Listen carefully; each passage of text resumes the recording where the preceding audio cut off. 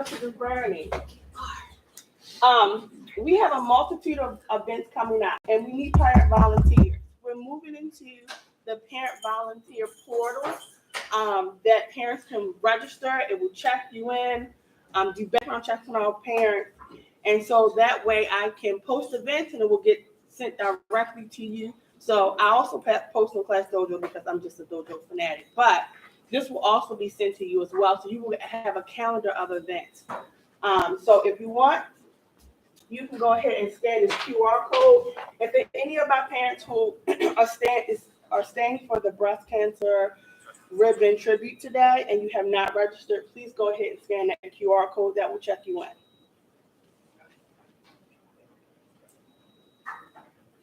If you've already done it, you don't have to do it again. But if you have not, please scan that QR code.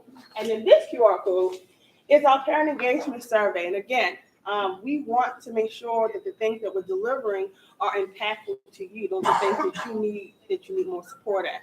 So the only way we know that is to continue to survey our parents. So if there's something that you want to see more of, if there's something that you need individual support with, please utilize the survey because the survey results go directly to the parent engagement team, and we do review those survey results. That's actually how we start live streaming the Chat and Choose. The feedback was that parents weren't able to attend, and so we were able to problem solve that, recruit some great faculty to support us in that initiative, and then now we're live streaming the Chat and Choose. So some of the upcoming events that we have are the breast cancer ribbon tribute that we're doing right after this. School is closed tomorrow. I hope that is not new news to anyone in this room. And then pre-K through second is during the storybook parade next Friday. And then we have our annual trunk or treat next Friday from 4 to 6. The flyer for that event will be going out on Class Dojo tomorrow, and I'm going to be sending home flyers. If you have not signed up to host a trunk, please do. If that's something that you can't do for whatever reason, please think about donating candy because the donations of candy go a long way for our parents that do volunteer or are able to, take off and volunteer and host that. We actually replenish them so we don't have to turn away students. And it's a great event, not only for our students here, but for community members as well. All right, so we have the lovely Miss Randall. She's our assistant vice principal for elementary. She's going to come up and present to you guys. This is Miss Randall's first Chat and Choose, so everybody give this grab a round of applause. Not first Chat Choose presenting, but yes. You attended them all. Thank you. Okay, so thank you all for coming. I know it's early for Thursday, but we need all of you every day. So thank you so much for coming. I'm presenting a hodgepodge of information because these are most frequently asked questions. So I'm trying to solidify and put out there what I'm getting asked most of the time, and maybe this will help if you have those concerns. Can you push it to the next one? Or? No, I got you. Okay. So attendance is a big deal, and there's a difference between attendance this year than previous years, kind of. Hear me out.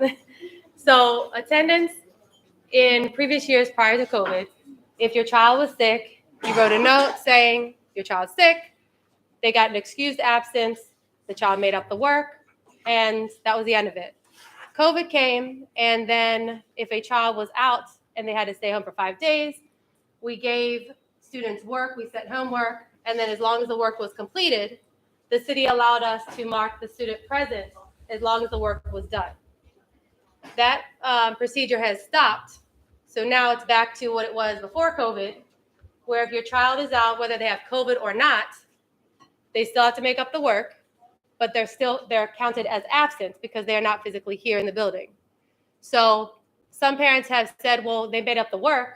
You need to now mark them present. We are not allowed to do that anymore.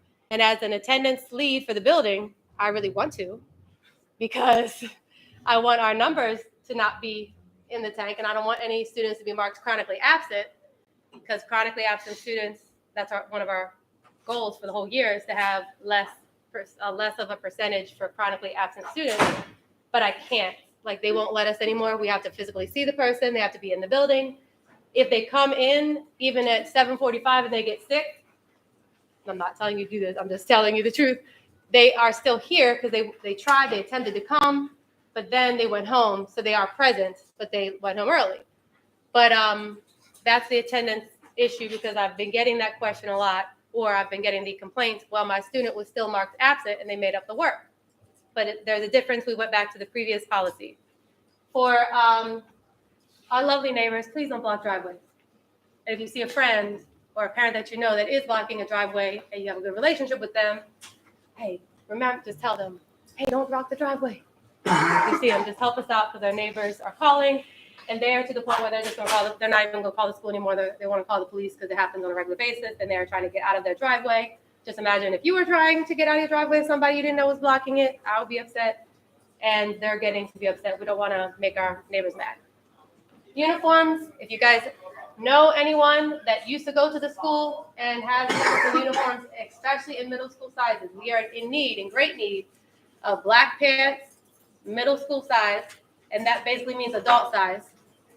Black pants, boys and girls, and if you have any larger uniform shirts, bring them in. We oftentimes will give uniform shirts and pants out to students who maybe have inappropriate clothing on. They're just in need because their parents didn't get a chance to wash their clothes this week. They fell outside in the mud. There's tons of reasons, and we're just low. So, or if you have any uniforms that you did borrow but you don't really need, any sizes, send them back in. We send them to the laundromat, and they come back folded and clean, and we put them back in the uniform closet. It's been a really wonderful hit this year. We have underwear, brand new socks, toiletries, basically a lot of different things. And Miss Amanda and Miss Fitz have been really, I guess, the best people down there to make it all happen, and they've been really working hard. So if you know anybody, or if you have some of the uniforms, please donate. I'm not going to say much about math and reading fluency, except for please read with your kids, and please practice math facts on a regular basis with your students, because that is going to make a humongous difference in their progress in their lives, especially at nighttime. You don't realize how much you impact your students, but just in the car when you're driving, what's 3 times 3? What's 3 times 3 plus 4? Like, see if they know stuff and just talk about it. If I'm going to the store, or there's a class of 25 kids and the teacher says they want to be split up in 5 groups, how many groups or how many students will be in each group? Just ask them problem-solving questions and then say, how did you know? How did you know? Explain it to me. Or if you guys are reading a story, ask them questions about the story. Ask them, again, how do you know? What part of the book told you that? And just little things like that, talking to them really, really helps them. The school websites, many people call and ask questions often that are right on the school's website. There's also a calendar on the school's website if you're struggling with events, or just trying to know when the school's closed, etc., because tomorrow school's out. We have to be here for y'all kids, I'll be with you. There's tons of stuff, and the after-school clubs are on the website as well. So check that out. The only thing we have to put on there is the link to purchase uniforms. There's going to be the upcoming Hawk Walk for teacher appreciation and a new sign outside. We are aware that sign out in front, where's the front?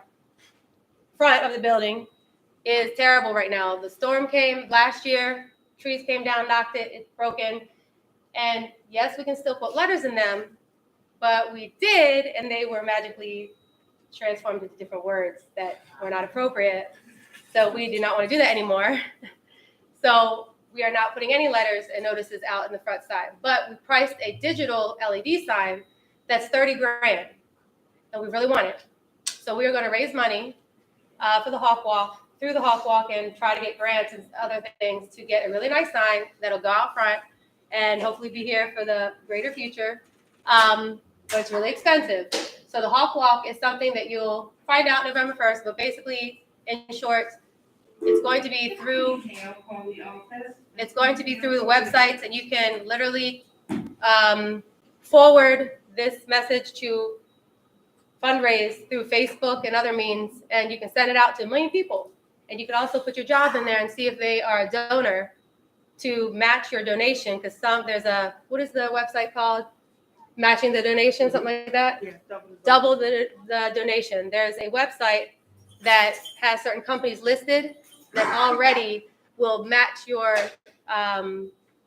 donation if they are part of that club or company, or I don't know what it would be considered. But it's a charity organization that will double your stuff. So even if you have a cousin that works somewhere, just put their company and see if it is part of that association to see if we can get more donations doubled. And then last but not least, the computers. So there's been some different information given about the computers, and the policy has now changed. If your child has a missing computer, that policy is still the same. Lost or stolen computers, you have to get a police report from school police. You then give me the report number, the officer's name. I will deem that computer lost or stolen, and then I can order your child a new computer. If it breaks for any reason, Ms. Queen Hale will collect middle school computers. I will collect elementary computers, or I'll collect all. And then I have to take it, turn it in, mark it, returned. Then I order a new one.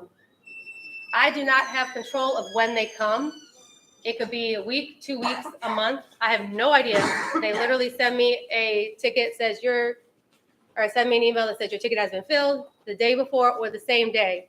I get them, and then I give the computers out on the same day. So I understand the computer thing is a process. However, please talk to your kids about taking good care of them. Don't leave them in hot cars, put stickers all over them, eat around them, drink around them, or leave them on the floor to be stepped on. Those are the biggest things that I've seen. Any questions? Oh, and keep the cover on them. I know they're a little bit more bulky, but they're coming to me daily, like 4 or 5 a day with the screens cracked. And then I'll say, where is your case? Oh, I don't like it. Put the case on. Any questions? That's the hodgepodge, or just random. I can help. Yes. I do have a quick question, Ms. Brenda. How do we get a case? Because some of the students who picked up computers earlier on to the pandemic, they didn't give out cases. So I did request cases. They are not giving them out, but I will take them off of the ones that I get in. So there's a person that you know of that needs a case, let me know. You do? All right. I will just take them off of the ones that I'm getting in, and I'll give them to you. Because I send them back, and I don't get them back, and they have cases downtown. Won't give me any, so that sounds like a good thing to me. And I need the cords with them. So now they're hunting me down for cords. If you turn in a broken computer, give me the cord with your broken computer. That's that. All right, anything? Yes, ma'am. So if the situation was the last time I got a computer for my oldest child, the cord that they gave was my youngest. The cord that they sent did not work, so I was to do that. After this, I'll give you a paper if you write your child's name on it. I can order a new cord. However, because I have cords already, I will give your child this cord today, and then just when the new one comes in, I'll just keep it. Okay. All right. Thank you. And same thing for anybody else. If you need a cord, let me know. If there's a broken cord, give it back to me, and then I can put it in the box of the broken computers, and they can all take them. But I do have some cords, and then I just replenish them as people give me their name. All right, thank you. All right, thank you. Ms. Randall. Thank you. All right, one thing I did want to mention that Ms. Randall brought up about the uniforms. I think 80% of the uniforms in the uniform closet has been donated by parents. So just keep that in mind that this is a parent-driven incentive that we have to keep going through parents. So if any way you guys can help, ask other, friends or family members that come to Hamilton or attend Hamilton or other schools, because they're uniform colors. We're not the only school in Burgundy and khaki, but this is a way for us to support our students. We have some students that transfer here and they start school the same day, and they need uniforms the same day. So just throwing out there the purpose of it as well, and how we support it. And then the school website is a great check-in for resources, but we have also started to send home a monthly family calendar. Hopefully you all saw the October one. The November one will be coming out November 1st. but because, of course, that's printed material, any updates will be on the website. And it does have that like caveat at the bottom. Please make sure that you check the website if you're ever in doubt, because we update that on a daily basis. Of course, once we release that calendar, it's done. But hopefully that will be helpful as well, because that was another uplift from our Chat and Choose last year. Their parents wanted something that they could put on the refrigerator. All right, next up we have Mr. Carter, our math lead. Who, by the way, Mr. Carter has not been feeling his best. So I truly appreciate you being here today. I know that this Chat and Choose was one of the reasons that he came to work today. So I appreciate you, Mr. Carter. Thank you. I appreciate it. I'm feeling like 85%. I can't kick up here. But I feel pretty good, and I was really excited to come in today because I get to speak with a lot of you all. Many of you came to Math Night last week, and was it last week or 2 weeks ago? Last week. I can't believe it. I really appreciate the good turnout. Thanks for being active with your learners' involvement in math. We talked a little bit about what we call cognitively guided instruction, this idea that learners learn math in different ways, and they present their ideas in different ways. Some of them are direct modelers, some of them are counters, and then some of them think more abstractly and can do math problems in their head or using symbols and numbers. Our mission and vision for the math department is very simple here. It's that everyone learns math. So I challenge myself and I challenge the team from pre-K all the way to 8th grade, including Algebra 1, to do everything they can to ensure that no child is sitting in math class not knowing or having the skills to do what they need to do next in ways that make sense to them. Now, we were asked to begin doing more formative assessments on a more recurring basis. Last year, we had what was called an end-of-module assessment, and depending on the grade, they occurred about once every month.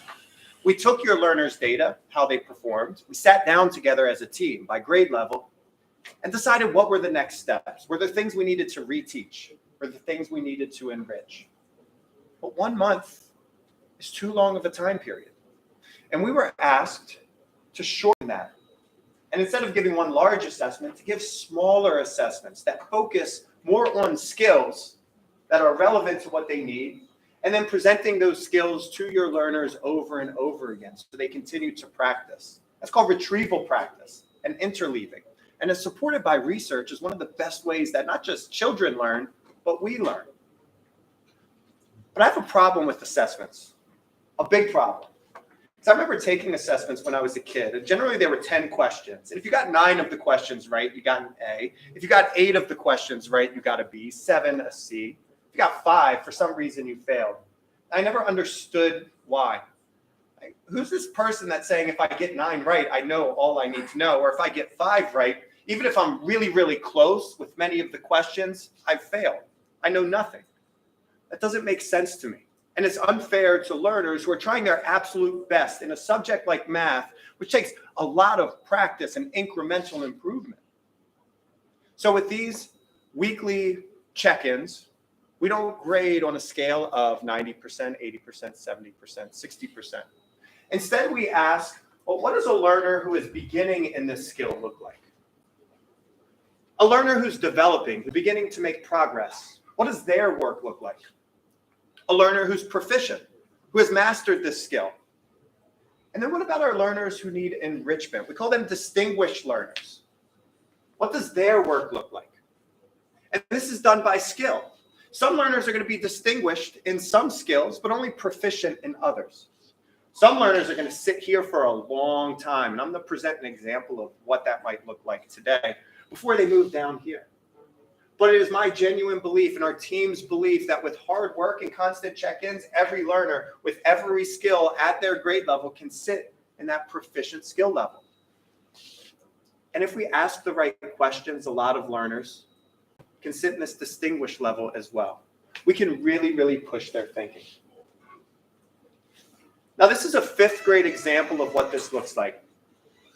Rounding, which many of us as grown-ups can do very easily, is a notoriously challenging skill for our learners. They start in 3rd grade in earnest, and then by the time they get to 5th grade, they have to round to decimal points. It is hard for our children. Beginning learners start by direct modeling it on a vertical number line. And they can generally identify which place value they want to round to. But they have a hard time translating that to such an abstract concept. And this 5th grade learner here, this is one of Miss Johnson's learners, shows that. They need to round this number 9 and 831 thousandths to the nearest tenth. But they get all types of mixed up. Now, in a traditional quiz, this would get a 0, maybe a half a point. But what does that mean? Well, there's some things that are really good about this learner's work. First, they find the midpoint. It's not the correct place value, but they're showing some understanding of the concept. And they also have a lower limit and an upper limit. These are in the correct order. That's also really, really good. And it allows our team something to work with when we start talking about the work. But if we look, and I know it's hard to see at the evidence here, a beginning learner will correctly identify the place value, which this learner did, but they're not able to place it correctly on the vertical number line. They make multiple mistakes.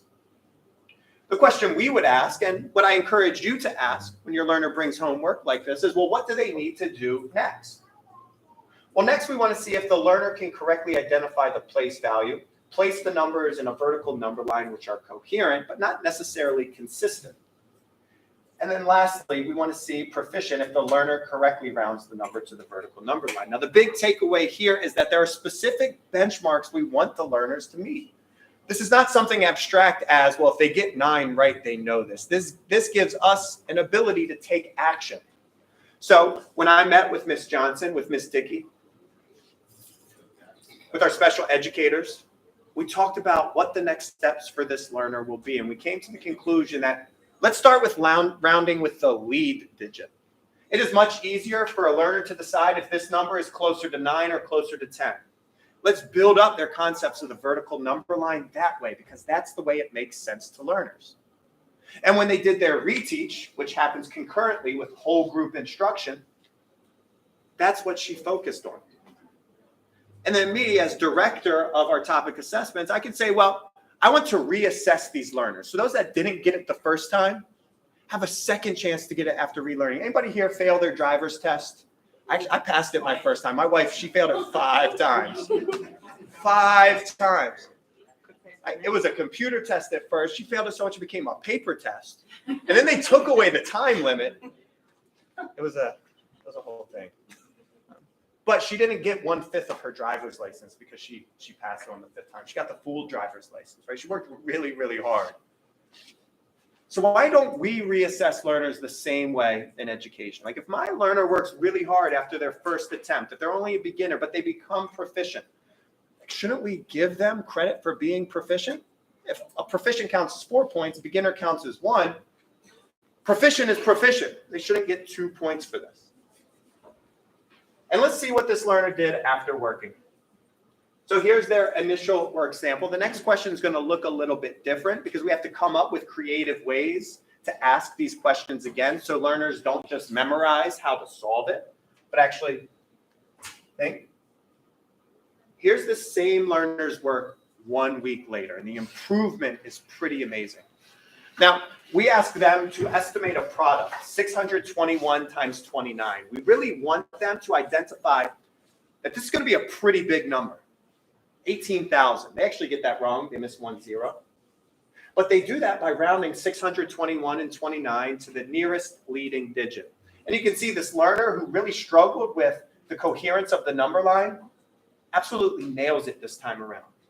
They say, well, my lower limit is 600. My upper limit is 700. My number's somewhere between these two numbers. But which one is it closest to? They use 650 as a benchmark. That's the middle point. They see that 621 is under 650, so they round it down correctly. And then they do the same thing with 2,252 with 62. And here they have to round up. 29 is really close to 30. But because we didn't just assess and leave, because we took the time to understand where our learners were at, we discussed where they were at, we came up with a plan of action, this learner went from beginner to really close to proficient. They're not quite there because they need to be able to do it to every place value, but they're well on their way, and that's really exciting. And their grade in the grade book should be replaced. They shouldn't go from a 1 to a 2. They should go from a 1 to a 3 or a 1 to a 4. And this type of work is really, really hard because we have to really change our mindsets about how we assess kids and how we look at their student work. But it was really important for me to present this today because I want everyone to understand how we are going to make it so everyone learns math. That's having equitable grading practices and giving every learner an opportunity to meet the success that they deserve. Now, I do have data for pretty much every learner in the building. So if they have taken a topic quiz, which all of them have, I have their student work samples. So I will be available if you're curious about where your learner's at or some of their work. I would love to show you. I also have by proficient, distinguished, beginner, or developing, where they're at for every skill we've assessed. So please feel free. I'll stick around in the back if you'd like to talk about your learner and where they're at. I'm more than happy to do that. And I'll field any questions quickly. I know we're on the tight. Any questions about how we're assessing learners, how we're checking in with their progress every single week? All right. Thank you, I have a Ms. Chen. share though Yeah, please. of my own student, how this was really impactful to me. He works with Mrs. Knudsen, and she finally uncovered an improvement that he needed to work on. Like, he is great with memorization, but when it came to applying something, that's where he kind of fell apart at and he was frustrated. So he knew that he had to go to the next 10, but he didn't realize how to bundle, like the importance of, you can bundle 7s, you can bundle 6s. You don't always have to bundle 10s, but because the strategy typically is bundle the next 10, that's all he was focused on. And so when he had to, I guess, group count in different digits, it was very frustrating for him because he's just used to grouping the 10s. So Ms. Knudsen, and this was so like transparent for me, he was a beginner in that stage, but my son is actually a distinguished learner. But because no one had uncovered that, I guess, area of improvement, we didn't know. We just thought that he was rushing through or he wasn't taking his time, and it was actually because he didn't understand the concept. And so that is really why it's important to ask these questions and be here present, because I know I'm in a working capacity, but in this moment I was a parent and understanding that my son still needed additional help in an area I didn't know he needed additional help in. So he was at that beginner or developing stage in that one area or concept, but he does very well overall because he has a great memory. And sometimes memorization isn't the best strategy because it doesn't allow them to actually apply the critical thinking skills when they get to that upper level math. That's a really, really great point. And oftentimes we think, especially, well, we generally put learners in buckets. They're 3 buckets. They're on grade level, they're below, which teachers sometimes incorrectly refer to as just being low. We really push back against that at Hamilton. Like, our learners are not low. They just have specific needs that need to be met, and it's up to us as educators and instructors to meet those needs. And then we have advanced learners. But it's a misconception that advanced learners start here with every skill. That's not quite how it works. If we're presenting a new skill to a learner, it doesn't matter where they're at on the spectrum of learning, specifically math. They all start here. But some of them scale it quicker. That's fine. That's great. It's up to us as instructors to figure out what they need next. But some of them scale a little bit slower. And that's also fine and correct and should be supported. So it's up to us to recognize that every learner, no matter where they are at or where we perceive them to be at, is going to start here if we present a new skill. And our job is to get them down here, to have the patience and to understand what they need to get them there. Every learner, especially in math, learns different. So I really, really appreciate that share. All our learners are starting here, and then it's up to us to get them down here. So thank you, and thank you all. Thank you, Mr. Potter. All right. So, as promised, always our Hamilton PTA is everything. Make sure that you are a member of the PTA. You're informed about the meeting. So our next one is November 8th. But the email address is here. I'll update that this is their standing slot. You can register and pay there. And then this is the board. Ms. Tucker, Ms. Sam, he's still in the audience, and then Ms. Cannon, who is the treasurer. So if you have not got an opportunity to sign up for the PTA, please do. Because they also host a lot of events that are coming up as well. Like I said, we have the trunk or treat. And then we also have Breakfast with Santa that will be in December.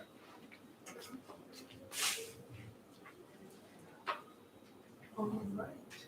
I'm going to pull back up the parent engagement slide. I know that was a lot of information presented, but again, if there's something that you and your scholar are struggling with, please fill out the survey, because then I can populate the staff and see how to better support you all. We have staff members who love to come and present.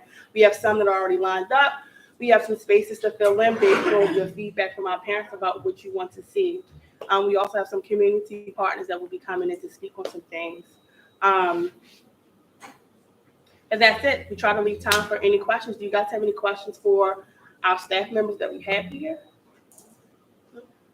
Awesome. So it is 8:41. If you guys want to hang out, grab something else to eat, you're more than welcome to. The next thing on our agenda here at Hamilton is going to be our breast cancer ribbon tribute. So I do have some volunteers that are hanging out with me today. Thank you so much for the support. We're going to start transitioning upstairs so we can get our scholars ready for that tribute. So thank you so much. Thank you. No worries. I have worksheets and parent newsletters or parent tip sheets and the October calendar, even though we're